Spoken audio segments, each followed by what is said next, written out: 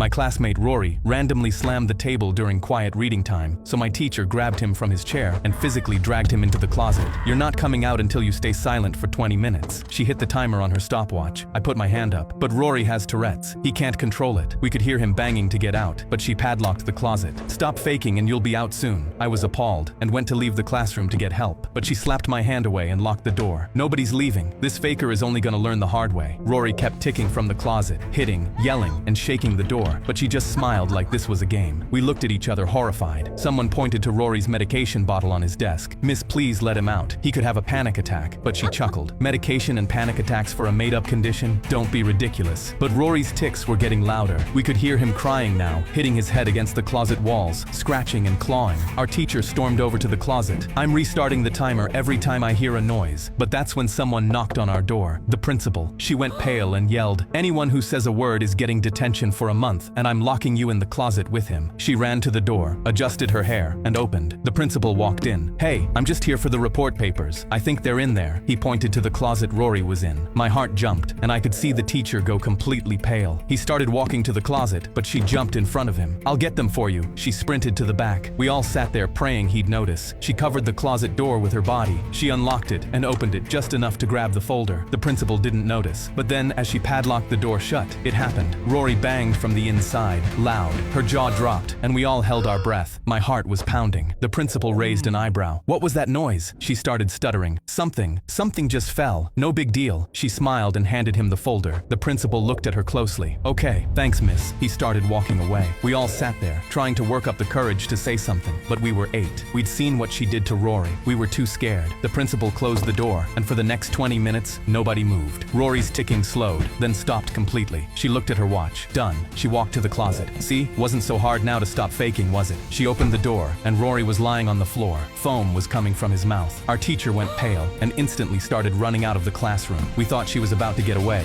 but just as she reached the door, the principal walked in, blocking her path. "These aren't the right papers," he said. But then he noticed Rory on the floor. His jaw dropped and he instantly called police. Our teacher started literally twitching in fear, and while putting handcuffs on her, she was so scared her hands just kept ticking. "Stay still," they ordered her. "I can't control it," she cried out. I yelled at her. "Yeah, neither could Rory." I saw her jaw drop as she finally realized he couldn't control it.